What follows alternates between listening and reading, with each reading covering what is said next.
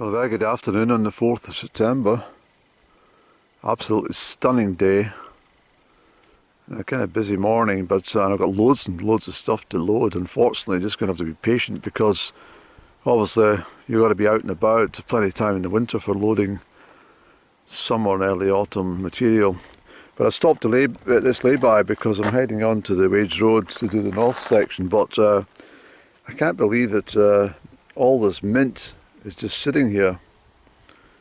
Although that's some hemlock there, which is not good to have that. Yeah, and there's plentiful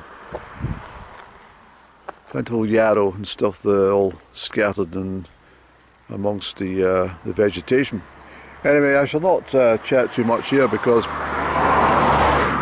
as I say, we're up in on the A826. I've done all that southern section. I'm going up to do the north section, which will take me up to the forested area. Wage Road, unfortunately, cuts through a thick forest and crosses the main roads and goes on to the eastern side, and then it trickles down towards Aberfeldy eventually. So I'll do stages of that. I might have a recce in Aberfeldy and come up the old Crieff road and see if we can locate it from there. But for today, I mean, it's a nice breeze. I deliberately stalled the start of my journey because it's now 4 o'clock. There's no point in walking in that intense heat if you can avoid it. Although in saying that, I've got plans to go up Ben More tomorrow. But up 4,000 feet, you'll be cooled off depending on the wind direction and how strong it is. It's quite gusty here, of course, but not bad. So it's a lovely day to be out and about. And as I say, we'll get the walking boots on. I'll just go through the vegetation and get over onto the road. That's what we want to do. I forgot my phone, so I can't take any snaps on my phone, unfortunately, but my old Sony will do the trick. So last time I was up here, these pools were filled with water. So there's been a lot of heat in that sun in the last few days, and also the wind helps dry it out, of course. It's rough scrubland this that I'm walking across. It's as I say, it's not a huge amount of distance today, and there's no point coming up here doing this at the hottest part of the day. It doesn't really prove anything. Although it's good to get as much vitamin D as possible at the late end of the summer, because that's what sustains you for the winter. Well, especially somebody like me who suffers terribly from the seasonal affective disorders I've mentioned often. But got to be out and about as much as you can. If you can get out, that's the truth. So it's not ideal to be coming across this, to be perfectly honest. I'd rather take the road and join the track, but the road's lethal. It's just so dangerous. I didn't load the information about when I got back to the car that day coming up. As I walked up the main road, it was absolutely horrendous. Cars were, a van overtook the car, but it was obvious that the car was moving out the way for me.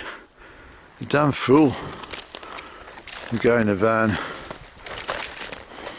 I gave him a upwardly mobile middle finger just to let him know how displeased I was at his actions, and the driver of the car, of course, he chuckled away for several miles, I expect, saying, well, that was the best thing you could have done, fucking idiot.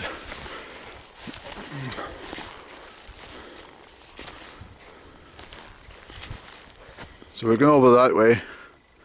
Just give you an idea of the terrain that we've got to make our way through to start with. It's not difficult. It's just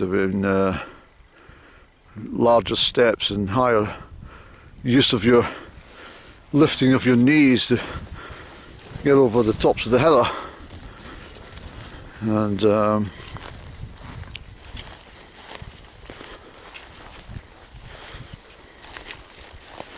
everything's designed perfectly. You see, it's when you're coming off the, see, I won't disturb the spider's web. Spider's taking time to organise that. So it's good to be attentive to little creatures, because you wouldn't like to go home to your house and find that somebody's smashed it up or something, you know. But yeah, so we're coming off the tops and you get these very steep inclines. The heather's a natural barrier for you tripping and falling. You just make your way onto the heather clumps, and they're quite comfortable to fall upon as well, especially if there's lots of moss as well. Not so good in a wet day, right enough, but conditions like these, perfect. A lot of burning of the heather been done here this spring, but it'll all come back through. That's its whole purpose. Although I was extremely alarmed, I'm going to make a vlog about it. There was an article yesterday in the Herald on Sunday. I never buy newspapers because the price is astronomical, especially for Sunday magazine. You don't even get a bloody supplement anymore. But, well, thank God actually, because it's just a load of rubbish. £2.50 for a bloody newspaper. But the article was, drew my attention, was about Nature Scot. They're the body who are, you know, they're Quango, highly paid mob that are under the wing of the Scottish Government and the bloody Greens, eh? And their sole purpose is for the welfare of animals and birds in our nation. And the report clearly states that above the general licensing of killing of innocent animals and birds, I'm talking about ravens and crows and foxes and mice, voles, rats, you know, you name it, gulls, whatever. These are all perfectly legal to do so. But Nature Scot in the last 5 years have issued an additional 177,000 plus licenses for specific culls of mountain hares, which I adore, brown hares, curlews, peeweeps known as lapwings, well, lapwing known as peeweep or peewit, and oyster catchers. I mean, what the hell, what does an oyster catcher do apart from make a little shrill noise in the glen? It doesn't do any harm to anyone. They're also killing robins, starlings, birds of prey. The list is absolutely endless and absolutely horrendous. If it wasn't such a sunny day, I would have been in touch with Nature Scot already today to find out what the hell they're doing. And I was really, really annoyed and really saddened to think that beautiful mountain hare, I know that the estates are given license to get rid of them because they, well, there's no scientific evidence that the hares pass on any tick-borne lice or diseases to the grouse. None at all. But they're still allowed to kill them en masse every year.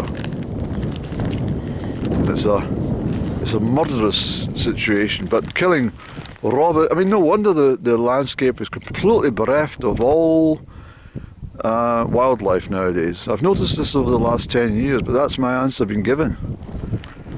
These stupid people have been given carte blanche for the gamekeepers and the farmers and landowners to blast hell at anything that moves, apart from a grouse. Well, they do that anyway when it comes to middle of August for 3 months, don't they? Anyway, let's not complain on a sunny day any. Let's make our way over as we're going in that direction anyway, sir.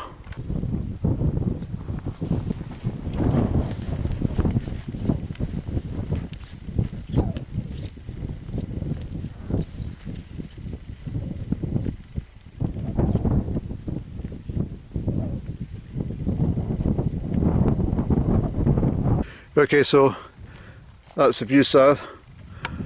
We're heading north, and there's a gentle northwesterly, which is very pleasant in the sunshine.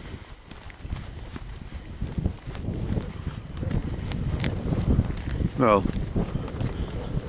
it's a stiff breeze, let's put it that way. It's not too bad. What I was going to say is, yes, talking about those that nature score. I mean, one of the cruelest of all, apart from the killing of the mountain hares, is the trapping of the crows and ravens. Now, the crows and the ravens will definitely go for the sheep. They go for the lambs. So, in some essence, they brought it upon themselves. They should have eaten something else, but. So the shepherds have got every right to protect their stock, not just because it's valuable, but also because they love the animals that they've reared and don't want to see them getting pecked out. I mean, if a sheep falls on its back, the ravens and crows come down, and the first thing they do, it's well known, the very first thing they do is they eat the eyes of the sheep out. That's the live sheep. So it's a horrible death for the poor things. So in some respects it's fair enough to be killing the crows and the ravens to keep the numbers down. However, it's a method they use, and it's something called a larcen trap. And what they do, they entice the birds into this trap, normally with a freshly killed rabbit. And the law states that they must have water in these traps. They also state that they have to be checked every 24 hours and marked off. Each of the traps have a certificate number. Now, down in my neck of the wood, I've over the years I've discovered lots of birds in these traps. I've specifically, looked at my watch, turned on the camera, and I've made a record of the time. I've gone back there and 25 hours or something, 24 to 28 hours later. I've told the birds, I said, I'll be back here in a day. I'm sorry I can't do anything just now, I'll be arrested otherwise. But I'll come back tomorrow, can you hang out for me? And of course the birds are petrified, they're in this cage. They're totally disorientated, they don't know what's happening. And no one there to tell them what's happening, except me.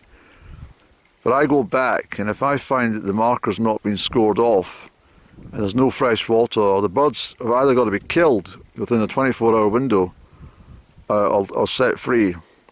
And if they're not, then you're legally entitled to let them go, which I do.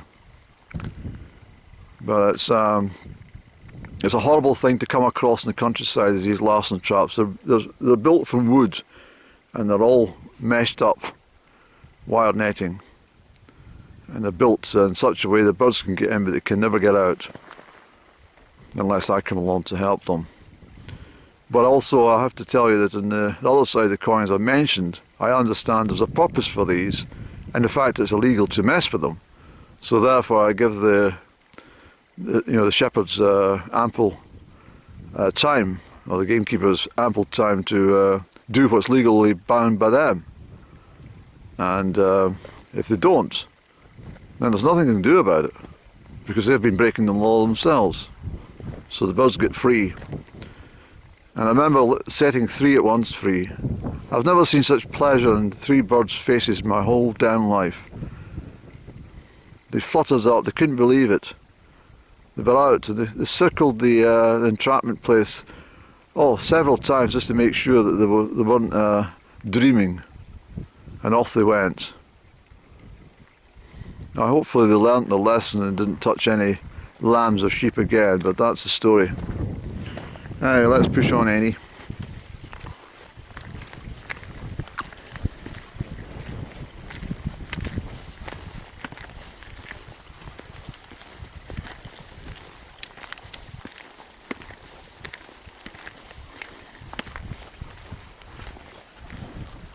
I did mention them on Lloyd's Road, didn't I? So we're making steady progress, and I have noticed a bit of a gap in the trees, and there's a kind of faint line that goes up through the forest. So I'm rather hoping that when they planted out the woodland, whenever that was, that they've left the gap for the Wage Road. Interesting. But, so we'll push on. We're going to get a cup of tea as well shortly.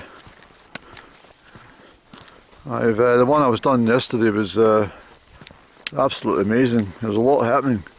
I was up at Glen, so I won't spoil any of the fun, but it was quite a, let's say, quite an unusual day, and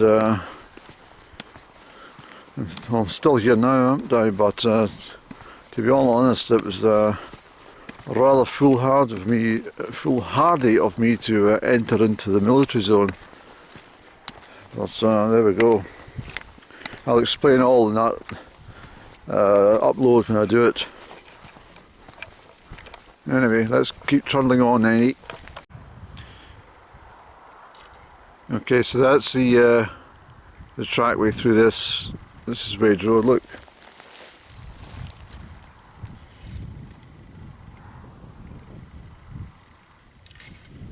That's I'm not entirely sure if I'm going to go into the forested area today. I might give it a recce and see what's happening, but it seems rather shaded, doesn't it, Annie?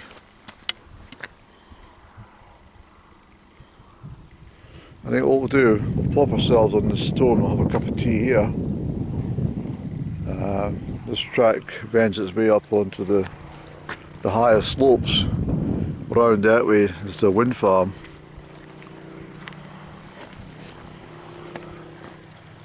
Yeah, I'm not very keen on going through that lot.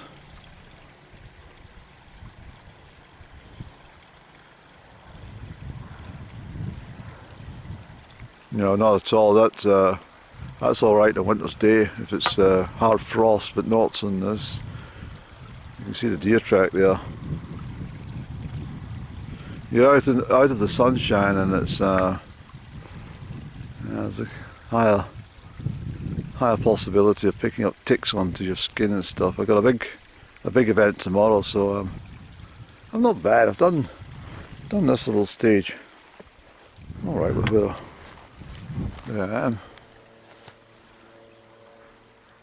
I haven't been walking for terribly long, I'll be honest, but it's not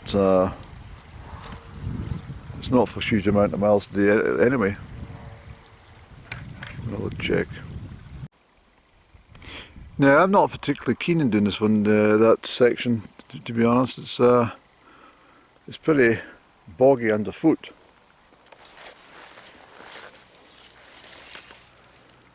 No. Maybe, I mean, I'm not going to give up entirely doing it. I might come up sometime and do it in the winter, as I say, when the vegetation's much lower and the ground's a bit firmer with the frost, and it's not so bad. But no, I'm not going through that today. Nope. We'll go along, I suggest we have a cup of tea. I think that's exactly what we'll do. And we'll settle, get our thoughts. That's exactly what we'll do, Annie.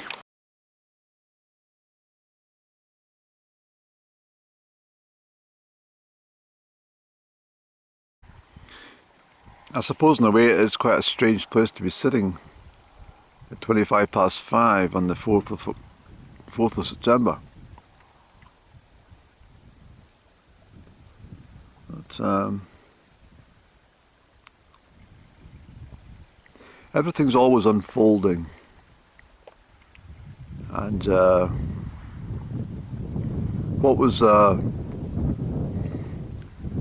perhaps was a good vantage point 5 years ago in my life no longer has the same appeal. Maybe longer than that, maybe thinking back several years ago, sometimes I get as far as Money Road or up to the back of the Knock or something and wander and sit a while. And that at that time was sufficient. I didn't have as much time in my hands, of course, but I used to make available time to be sitting in the countryside, sitting in nature, and just listening to nature do its thing. These moors, of course, are very wild and barren places, and it's a bit of a luxury to be sitting here on such a pleasant day, because not often like this.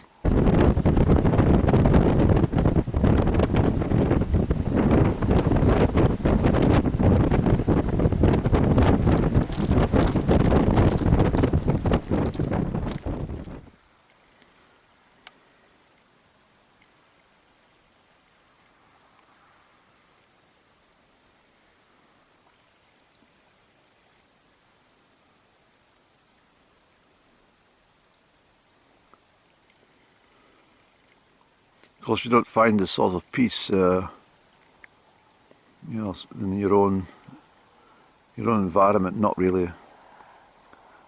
Mind you, that property I sat outside yesterday afternoon was probably the most peaceful place I've been in a while. It was absolutely glorious, just sitting there, complete silence, no background traffic, there was no aircraft in the sky, there was no machinery working, there was nothing. It was just absolute pristine silence, and it was wonderful. I sat there for quite a while, and even sitting here, there's water trickling through the marshland there, just down there, but it's very pleasant to listen to. To make sure I'm walking Wage Road in its entirety, I have to make sure I'm on the right track.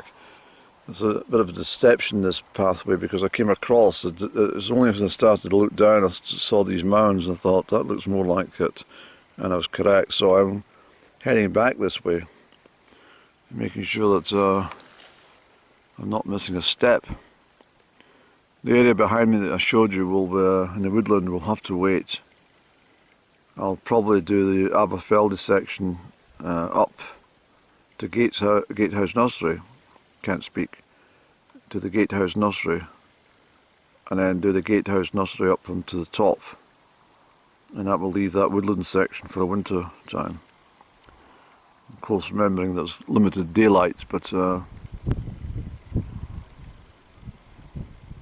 it's not a huge distance, that's for sure, but I want to be making sure I get it all done. So that would be the first 26 miles covered.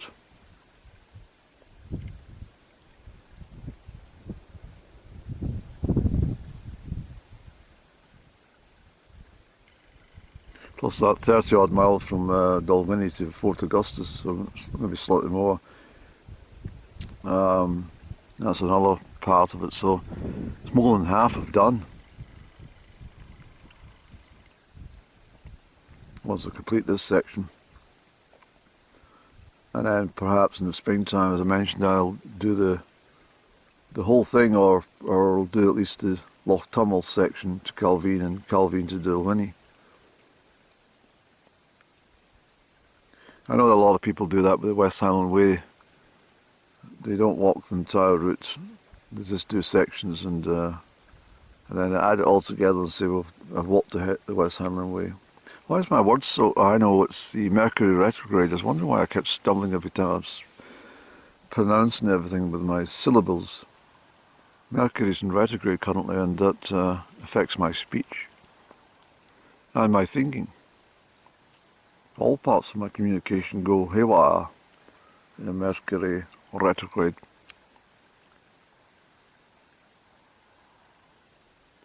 But let's get moving, Annie, and we'll make tracks back the way.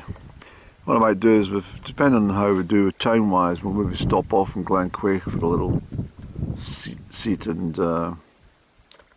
cup of tea there. We'll see what happens. Yeah, this is it. Over the side there is that track, but this is the Wage Road. So, walking it south, you see that wooded area back there. It's just too much to handle today, I'm sure. Up through thick forest and stuff, it's just, no, not today.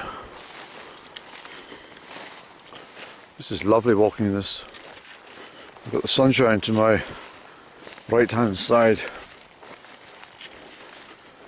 and it's pleasantly warm. Beautiful.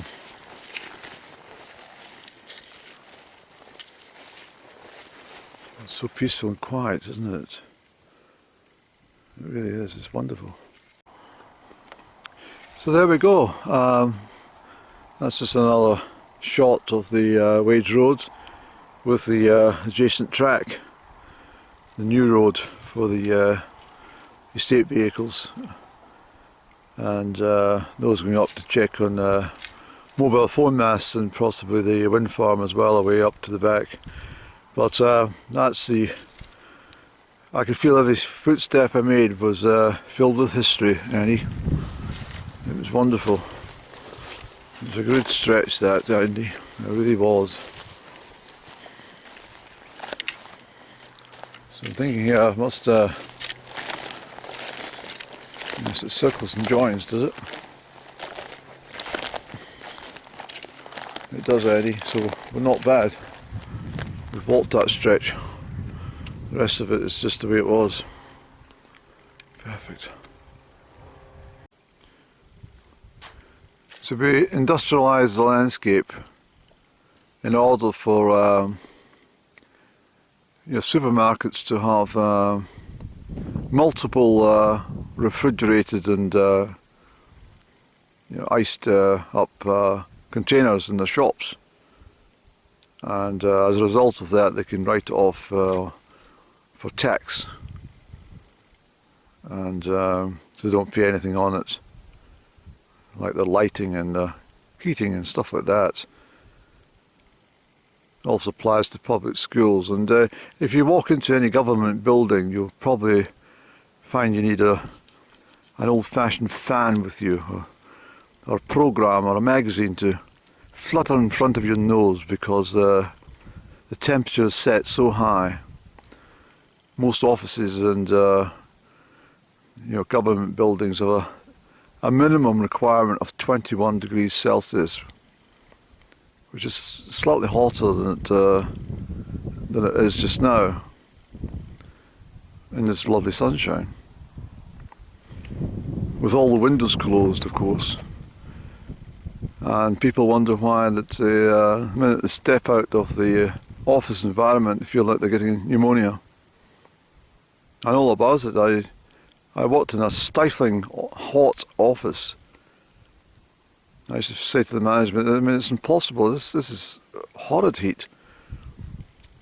I had to phone head office, who were in charge of the controls, not even head office, the headquarters, based down in England.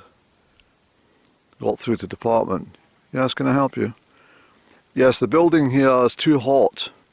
Can you do something with it? Whereabouts are you sitting? Told her. Yeah, we'll get somebody to look at that, get that sorted for you. Thank you for your call. Bye. But I mean, these, like the Scottish Parliament stuff, and they're sitting there 21 degrees, 22 degrees, and nice and cosy. With the smart jackets and the shirts and stuff on, and these things are turning when all they need is, adequate would be 12 degrees in the building, 12 or 15 degrees maximum. Yes. What they really need to do is switch off all the heating in these buildings and see how long they manage sitting there, chittering away. They'll end up like the rest of the population, having to put an extra pullover on, an extra pair of woolly socks or something. Pyjamas under the clothes.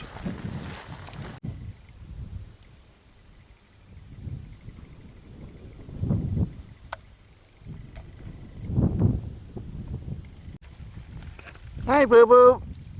Lovely to see you. You're beautiful, eh? Very pretty. I like your nose.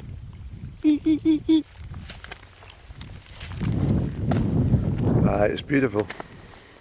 Heather's going back quick though. Enjoy September. A long winter.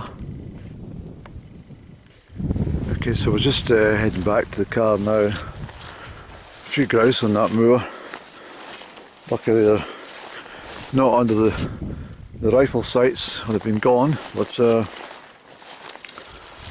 it's been not a bad wee walk actually. Quite enjoyed it. Just heading over, get my bearings and get my motor car.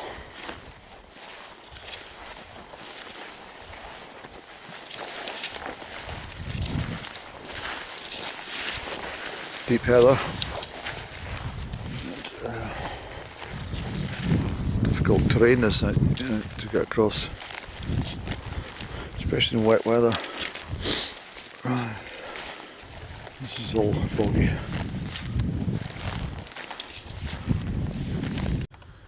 So that's me. I'm back at the car and I've enjoyed my little dander for the last 2.5 hours. Yeah, very good, Annie.